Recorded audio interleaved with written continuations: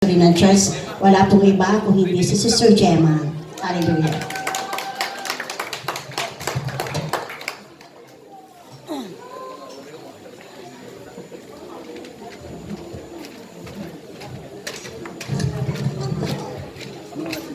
Ang lahat po ba ay pinagpala? Amen. Hallelujah. Pag ang pinag-usapan po ay number 7, ito po sa ating bilang Kristiyano, ito po yung kabuuan. Ano po? Yung completeness. Ano po? Hallelujah. At kami po ay nakaabot ng ikapitong anibersaryo. At salamat po, kami po ay nagagalak po kami dahil kayo po ay kasama namin sa aming journey ng aming kapitong anibersaryo. Ano po? May, ano po tayo? Hallelujah. So, ang aming pong Green Pastures Church before, it's here, yan. GPC from beginning po, ayan po. At our church created in the name, ang aming pong name ng aming simbahan ay aming pong na-create noong 2016. If I'm not mistaken, ay buhay pa po yata ang Tito Timmy at that time, kung hindi po ako nagkakamali na po. Namatay na po. So, 2016 po, our Green Pastures Church created, and then we have our first prayer meeting. Kung makita nyo po, nagkaroon po kami ng first prayer meeting, at ito po ay kami po ay nagkaroon ng fasting po, at ito po ay ginanap sa aming simbahan sa Viale Ortles. Ano po? At dun po ay kami nagbigay ng kanyang pangalan. At yun po yung nabunot.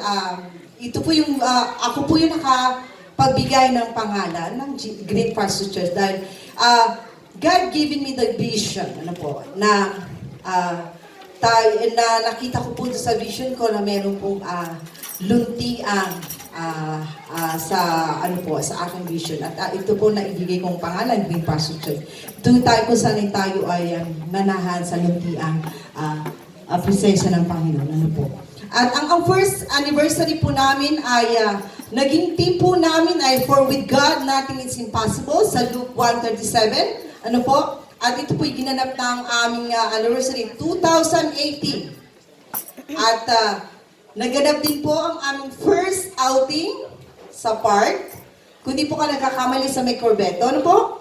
At doon po ay doon naganap din yung aming kung saan yung mga kabataan ay isa sa amin sa paglalaro ng mga balloons at kung ano pa po. At ginanap din po ang first Christmas party as a Green Pastures Church sa aming pong sa Viale Ortles, sa aming pong Kiesa. At doon din po naganap yung kung saan kami ay nagkasama-sama ng first. At makikita po nyo, nandiyan pa rin yung mga yung po mga, may mga nawala, ngunit sabi nga, hindi doon natatapos ang ating buhay, ano po, na kahit may mga nawala, ay binibigyan tayo ng kalakasan ng Panginoon, ano po. At nagkaroon din po kami ng isang goal, na kami po ay nagkaroon ng giving food to the homeless. At kami po pupunta sa Centrale, namigay po kami ng mga pagkain. Doon po, lahat po kami sama-sama, namigay po kami ng mga pagkain, nagluto po sa simbahan. At kahit po hindi mga Pilipino, ay kumakain po yung lugaw na aming pinaghanda. Ano po, kundi po nagkakamali. Tama po ba? Na yun po. At doon po ay nakita namin na kung gaano ang mga anak ng Diyos ay pinagpala. Kasi nakakapamigay tayo, no po. Yun po ay ating laging sa ating mga isipan na lahat tayo ay pinagpala ng Panginoon kasi nakikita natin sa labas ng mga tao na walang tahanan, walang pagkain, ngunit tayong anak ng Diyos nakakapamigay. Hallelujah. At naganap din po ang first New Year party at candle ceremony sa simbahan po namin. Doon din po kami nagkaroon ng light and candle ceremony na doon po talaga naramdaman namin na yung first New Year na magkakasama kami doon as a church, doon namin naramdaman yung kung paano kami ay nagkakaisa sa isang pag-ibig at ito sa presensya ng Panginoon. Naganap din po ang second anniversary namin at ang naging team po namin ay The God I Know.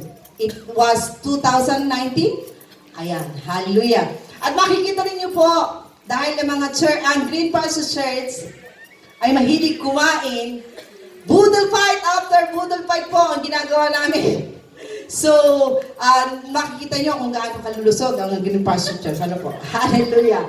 Yun po ay lagi kaming nagbubudol fight at talaga pong walang sawa na ang Panginoon ay nagbibigay ng pagpapala sa bawat isa sa amin. At naganap din po ang first water baptism 2019 sa doon po sa ating pinagagarapan kung saan tayo nag-iihaw-ihaw. Ano po? So naganap po dito yung first water baptism namin sa 2019. At ang naging third and fourth anniversary po namin ay yung The Goodness of God. It was 2020-2021. It was pandemic time, ano po? Hindi po tayo po hindi nagkakamali. Diyan po tayo sinubok ng Panginoon. Dahil alam natin na maaaring mawala tayo sa mundo, ngunit hindi tayo pinabayaan ng Diyos. Dahil nakatayo pa po kayo hanggang ngayon. Hallelujah. Tama po ba? Na ito po yung kung saan maraming namatay, maraming nawala ng trabaho, ngunit ang anak ng Diyos, hindi pinagkulang ng Panginoon. Amen? Hallelujah! At ito din po yung time na nagkaroon kami ng orto, na binigyan po kami ng pagkakataon na makapag-build ng isang ortos. Ano po? Yan. At yan din po nagaganap yung aming mga activities pagka every summer. Pumupunta po kami, yan po kami nag-ihaw-ihaw. Ano po? Hallelujah!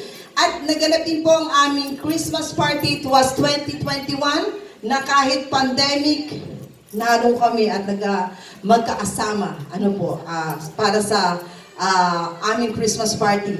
At kung hindi po ako nagkakamali, ito rin po yung time na lahat po kami ay nagkaroon ng virus. Ano po? But we are blessed. Kahit nagkaroon kami ng virus, patuloy na lumaban sa presensya ng Panginoon at patuloy na tumindig at pinanindigan ang pananampalataya na sabi ng Diyos, hindi kita pababayaan, hindi kita iiwan. Kaya nakita niyo po, malulusog pa rin ang mga Green Pastures Church kahit na sabi, walang iwanan. Hallelujah! At naganap din po ang aming Festival of Praise. At ito po ang aming pong naging team ay We Speak Jesus. It was 2023. Nakikita niyo po ang mga kabataan dyan na nag-participate, tumugtog sa Panginoon. Hallelujah. Ayan po ang aming naging team, We Speak Jesus. Dahil pinatunayan ng Diyos na buhay siya sa buhay natin. So, ang naging 6th anniversary po, ang naging team po namin, The God of New Things.